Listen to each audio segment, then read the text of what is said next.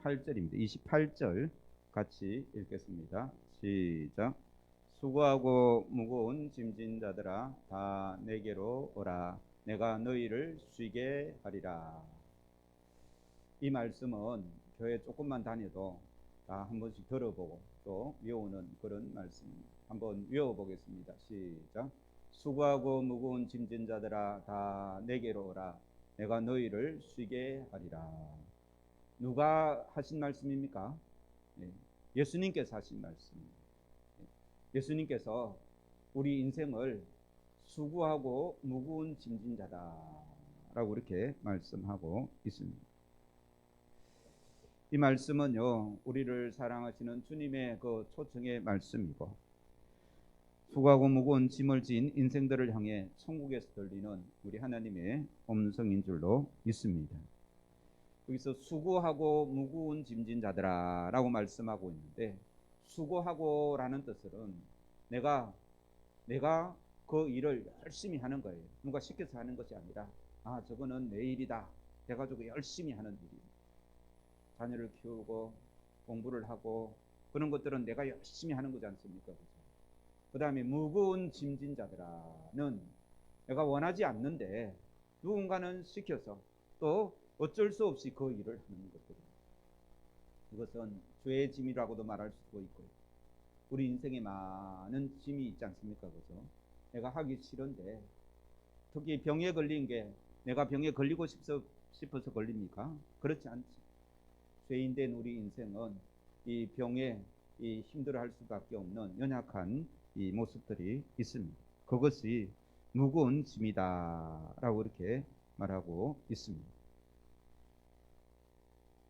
우리가 개인적으로 자기 자신을 생각하면 참 고민도 많고 문제가 많은데, 잘 차려입고 늘 웃고 잘 사는 사람을 보면 저 사람은 고민이 없겠지라고 생각될 때도 있지 않습니까? 그렇죠?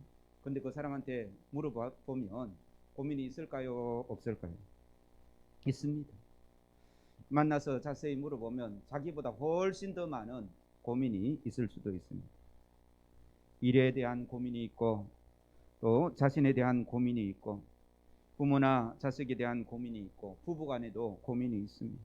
있어도 문제고 없어도 문제고 모든 사람은 저마다의 고민이 있습니다. 여러분이 볼 때 전 목사는 고민이 있을까요? 없을까요?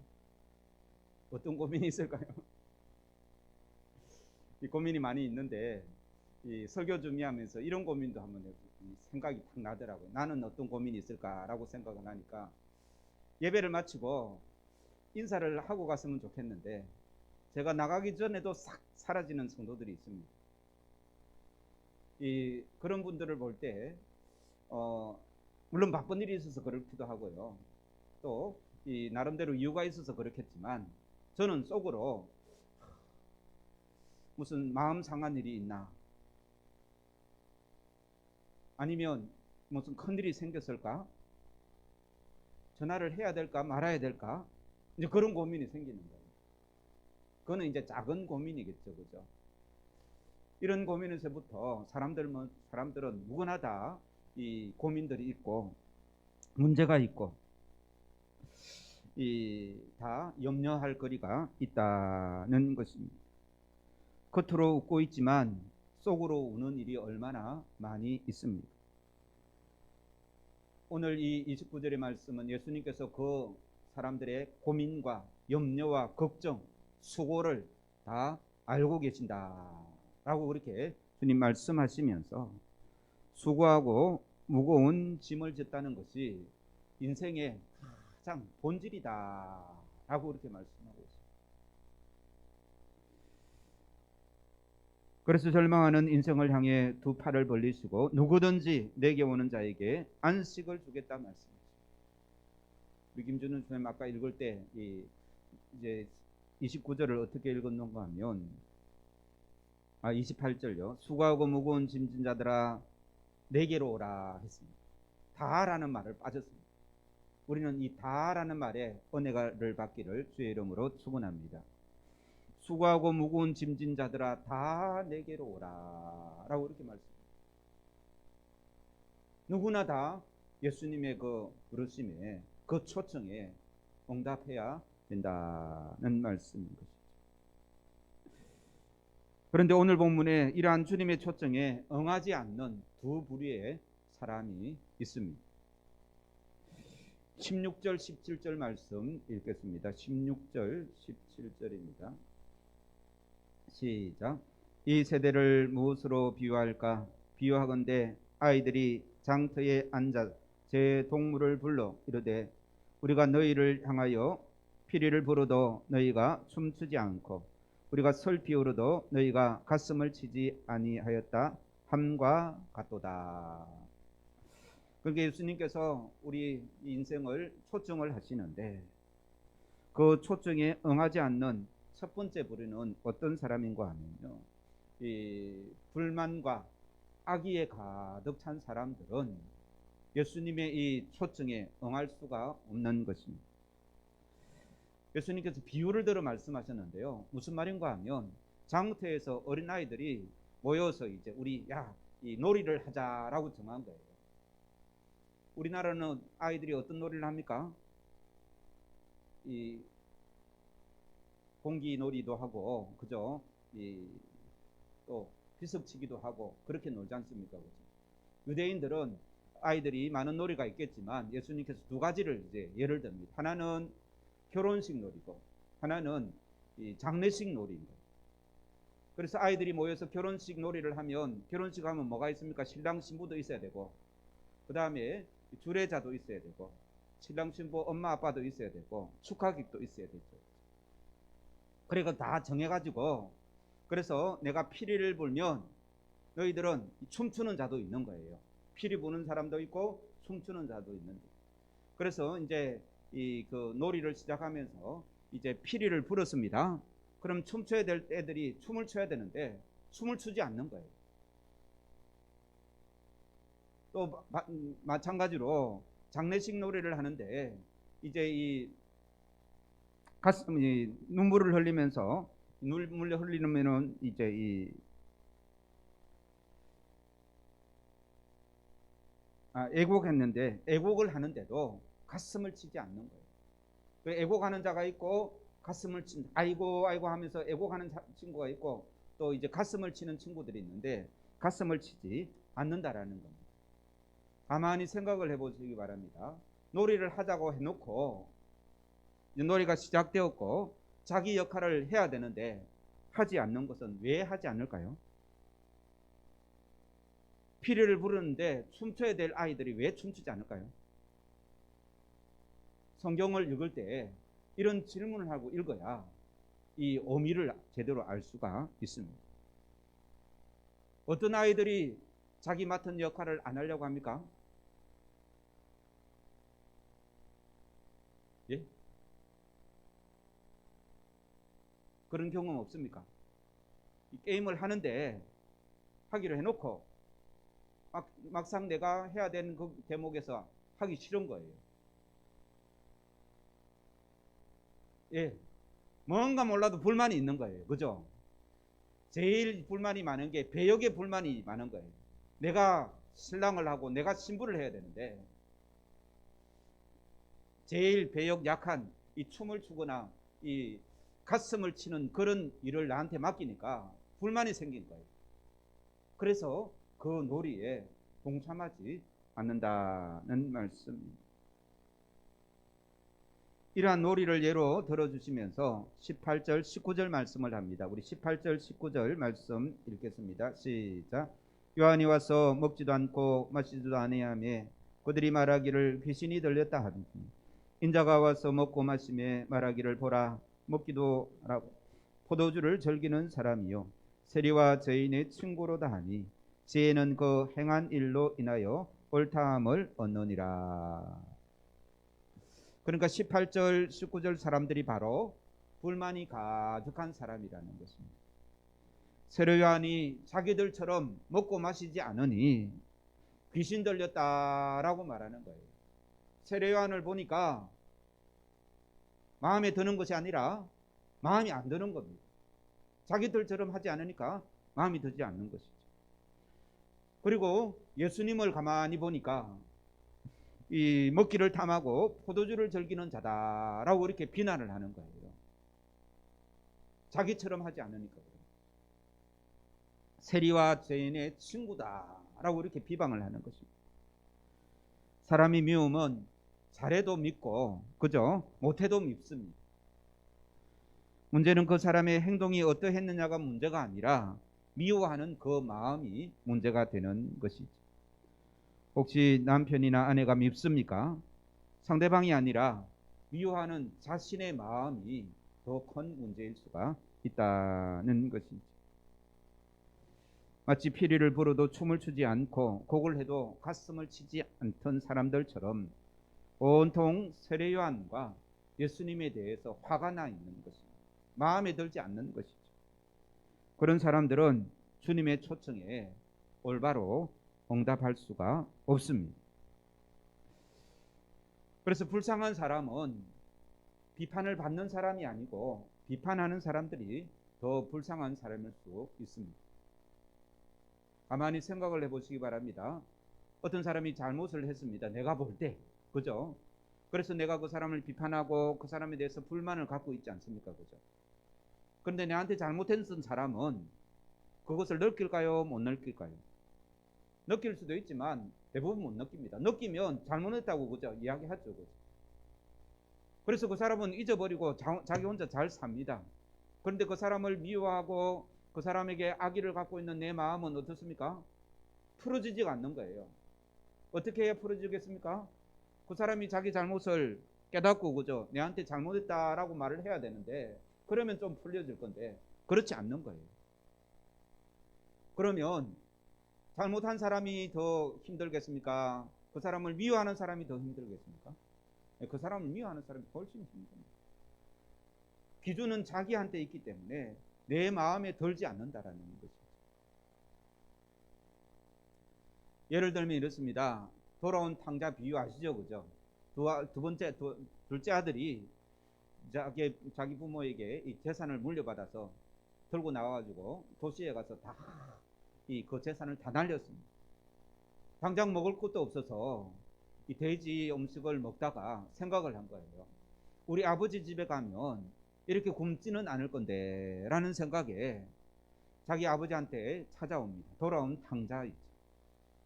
그래서 자기 아버지는 죽었다가 살아난 아이 이 둘째를 맞이하면서 잔치를 벌이지 않습니까? 그렇죠?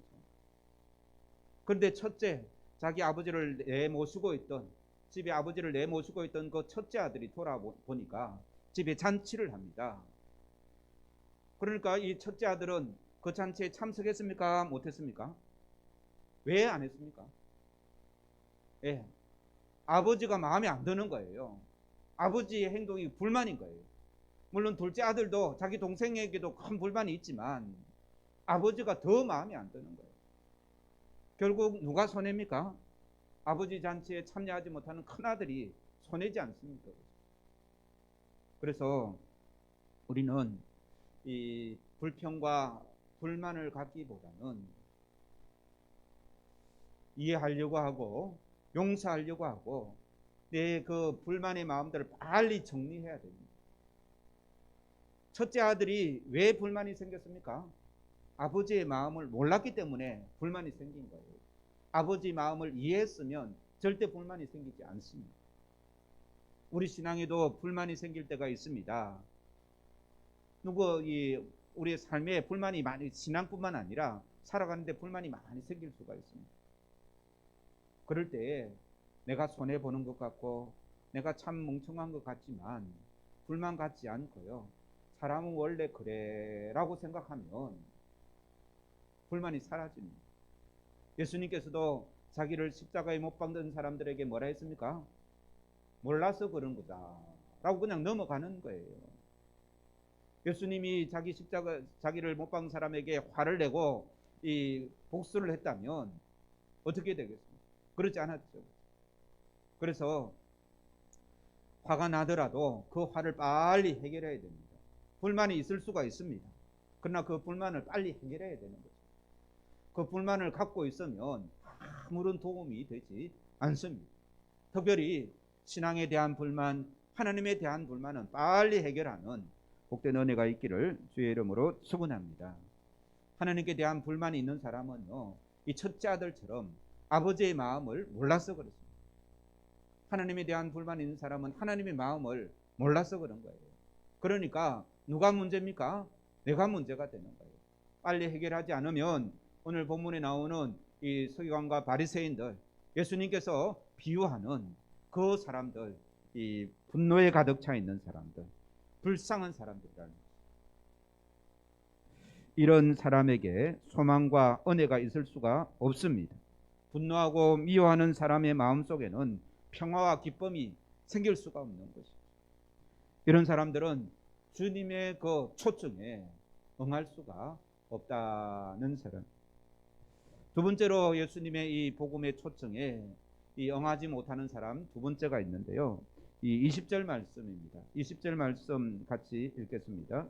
시작. 권능을 가장 많이 행하신 고을들이 회개하지 아니하므로 그때에 책망하시되. 예, 회개하지 않는 사람, 쉽게 말해서 하나님의 기적을 보고도 믿지 못하는 사람들, 불신앙을 가진 사람들이 바로 예수님의 그 초청에 응할 수가 없는 것입니다. 예수님께서 갈릴리 주위의 많은 도시에서, 많은 동네에서 이 기적을 행하셨거든요. 고라신, 벳세다, 가버나움, 다 갈릴리 주변에 있는 마을들입니다. 이런 마을들에서 예수님께서 기적을 행하셨습니다. 오병이어의 기적도 행하시고 병자들을 낫게 하시고 그런 놀라운 기적들을 행하셨는데 그 동네는 여전히 회개하지 않고 주님을 믿지 못하는 것입니다. 기적을 보여주어도 믿지 않는 태도가 바로 불신앙인 것이죠. 불신앙은 악에 찬 비난과 함께 거룩한 성도가 가장 피해야 할 요소다는 말씀입니다. 기적을 많이 봤는데도 믿음이 생기지 않는 거예요. 참 불쌍한 사람입니다. 목회를 하다 보면 정성을 들이고 심려를 기울여 말씀을 가르치고 기도를 해주지만 그 사람이 복음을 받아들이지 않고 계속해서 불신앙 상태로 그대로 있는 경우가 많이 있습니다. 그런 사람을 볼 때 어떻겠습니까? 답답하죠, 그렇죠? 참으로 답답합니다. 그렇게 공을 들이고 애정을 쏟아 기도해 주었건만 몇 년이 가도 변화되지 않는 그런 모습을 보면 참으로 답답합니다. 바로 오늘 예수님께서 이 20절에 보면 예수께서 권능을 어떻게 해요? 가장 많이 행하신 고을들을 회개하지 아니하니까 야단을 치는 것입니다. 21절에 보면 화 있을진저 고라시나 화 있을진저 베세다야. 예수님께서 화 있을진저라는 이 엄청난 욕인 거예요. 예수님께서는 복을 주시는 분이시지 않습니까? 그죠? 평강을 주시는 분이십니다. 그런데 기적을 보고도 믿지 못하는 회개가 없는 그 고을들을 향해서 화 있을지다 하면서 저주를 하시는 거예요. 예수님이 저주를 하신다는 것은 엄청난 거 아닙니까? 그런데 반대로 신경을 쓰지 못하였는데도 눈물을 흘리며 회개하고 변하는 사람들도 있습니다. 그들은 부스러기 은혜라도 받아서 변하게 되는 것이죠. 예수님 꼭 같은 말씀을 계속해서 하십니다. 22절부터 24절까지 같이 읽겠습니다. 시작. 내가 너에게 이르노니 심판날에 두로와 시돈이 너희보다 견디기 쉬우리라. 가브나움아 내가 하늘에까지 높아지겠느냐? 음부에까지 낮아지리라. 내가 내게 행한 모든 권능을 소돔에서 행하였더라면 그 성이 오늘까지 있었으리라. 내가 너희에게 이르노니 심판날에 소돔 땅이 너희보다 견디기 쉬우리라 하시니라. 성경에서 제일 악한 도시가 어느 도시입니까? 소돔성이지 않습니까? 그런데 예수님께서 기적을 많이 행하셨는데도 믿지 않았던 이 마을들을 향해서 소돔성보다 더 악하다라고 말합니다. 소돔성은 도덕적으로 타락했지만 예수님의 이 행하신 권능을 보고도 회개하지 않으면 도덕적으로 타락한 것보다 훨씬 더 악하다는 그러한 말씀인 것입니다. 그래서 우리가 이 말씀을 보면서 이 말씀을 예수님을 먼저 믿는 우리들이 꼭 깨달아야 할 말씀이 있습니다. 같이 읽겠습니다. 시작. 기적과 권능을 체험하는 것보다 더 중요한 것은 우리가 변화되는 것이다. 기적을 많이 봤다고 신앙이 좋은 것 결코 아닙니다. 기적을 보지 않아도 말씀을 믿는 믿음이 있으면 삶이 변화되는 것입니다. 회개하고 변화되는 삶보다 더 중요한 것이 없다는 것입니다. 그래서 복음을 믿고 회개하고 변화되는 것, 예수님의 초청에 응답하는 것, 이보다 더 중요한 것이 없는 것입니다. 그러나 이 불신앙의 사람들은 예수님의 초청에 응할 수가 없는 것입니다. 그럼 예수님의 초청에 응답하는 사람들은 누구일까요? 25절입니다. 25절 같이 읽겠습니다. 시작. 그때 예수께서 대답하여 이르시되 천지의 주이신 아버지여, 이것을 지혜롭고 설기 있는 자들에게는 숨기시고 어린아이들에게는 나타내심을 감사하나이다.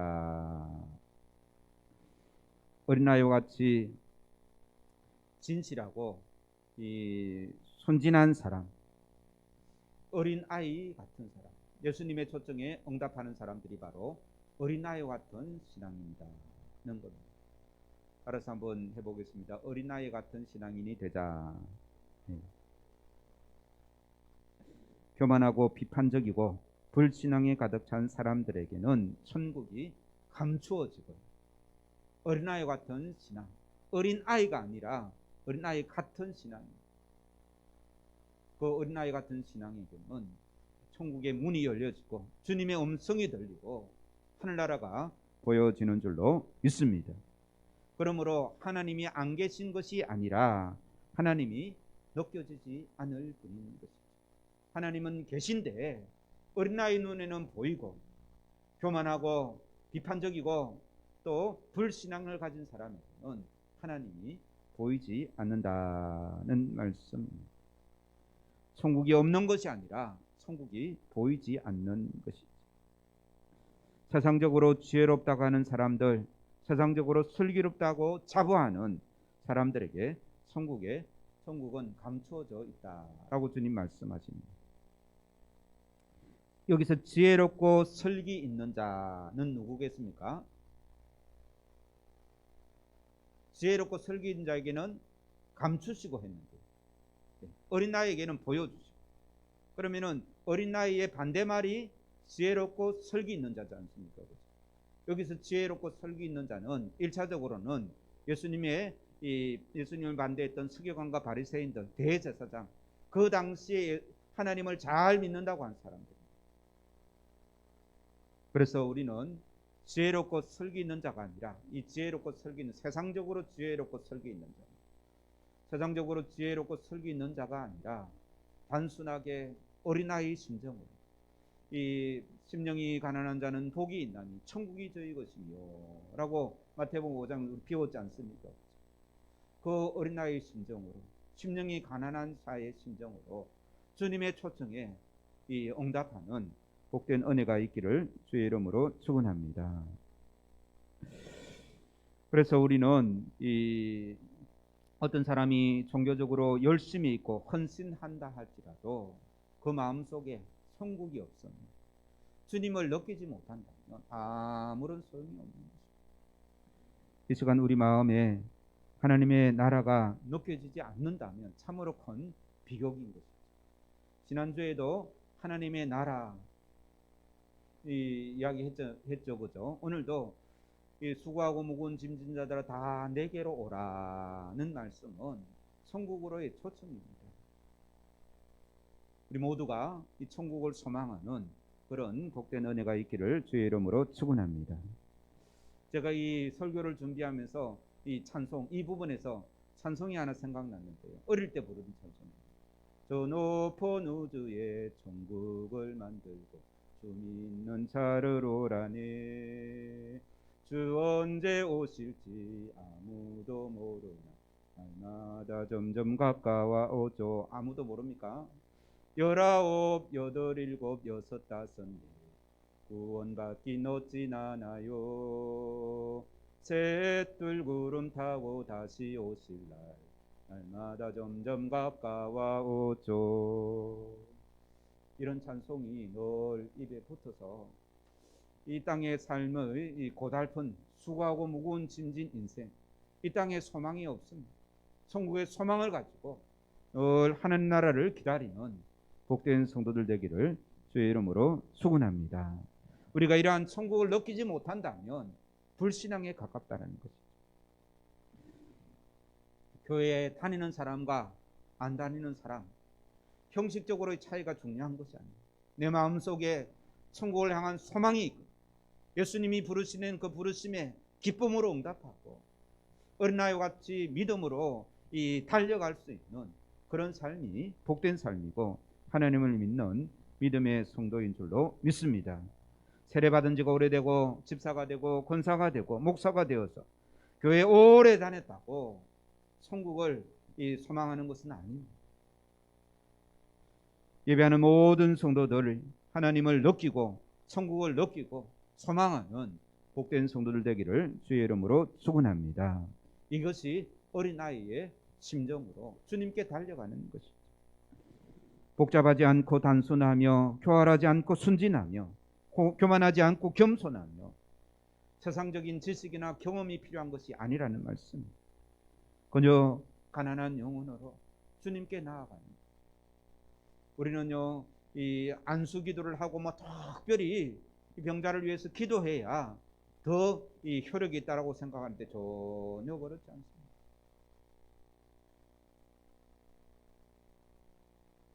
제가 기도 시간에도 언급했듯이 이 18년 동안 혈류증에 있던 그 여인이 어떻게 했습니까?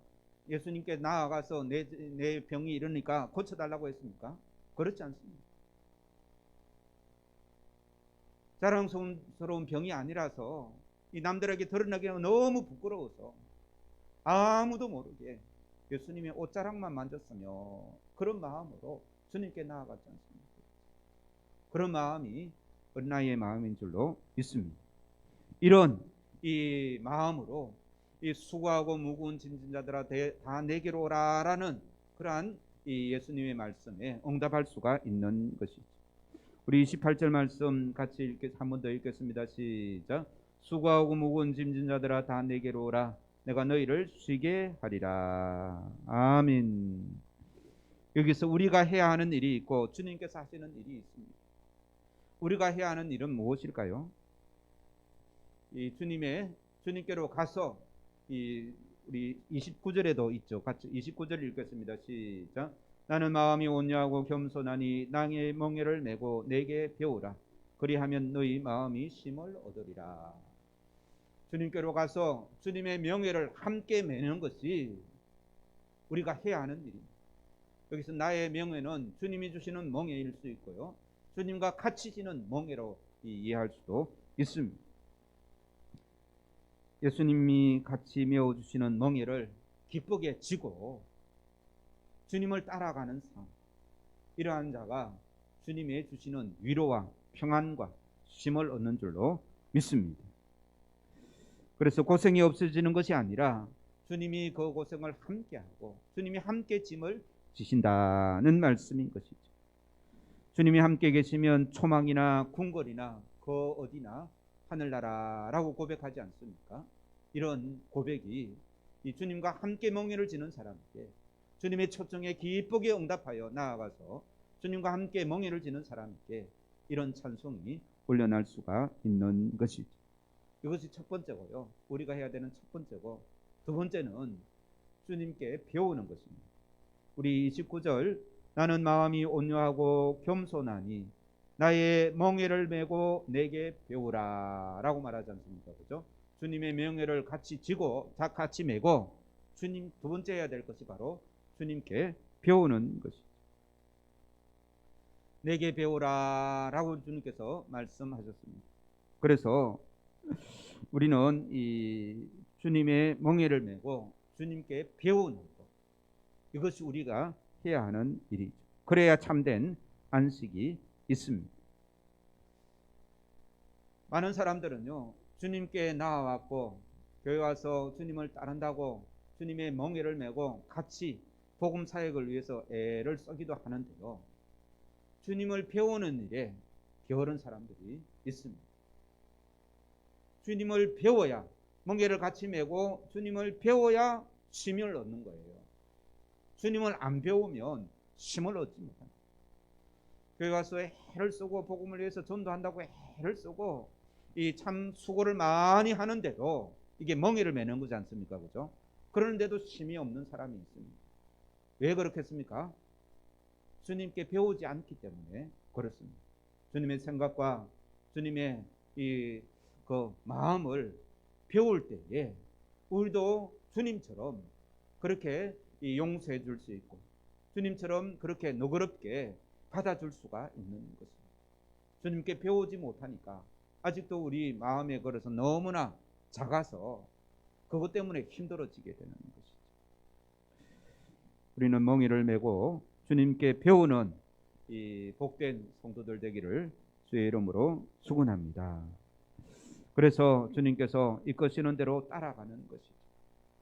화내지 마라 하면 화도 거둘 수가 있고, 기다리라 하면 더 기다리고, 용서하라라고 하면 용서하고, 사랑하기 싫은데도 사랑하라라고 말하면 주님의 이 마음으로 사랑해요. 그러면요, 하나님께서 놀라운 역사를 주십니다. 요즘에 코로나 때문에 많은 사람들이 격리되어 있어서 이 교제를 나누지 못하지 않습니까? 그래서 지난주에 이 어떤 교회는 코로나 격려금 해가지고 코로나 걸린 사람들에게 이 부식을 주는 그런 이 뉴스를 본 적이 있습니다. 그래서 제가 우리 교우들에게 다 했으면 좋겠는데 다 안 하고 우리 70세 넘은 안나 회원들과 아브라함 회원들에게 오늘 나눠드리려고 곰국이가 아니고 곰국을 준비해 놨습니다. 그렇게 사면서 또 저희 집에서 따로 조금 더 주문을 해가지고 사가지고 저희 그 3층에 할머니가 두 분 양쪽에 이제 라인 두 개니까 그죠? 3층에 할머니들이 사세요. 그래서 그 할머니들한테 어제 저녁에 먼저 줬습니다.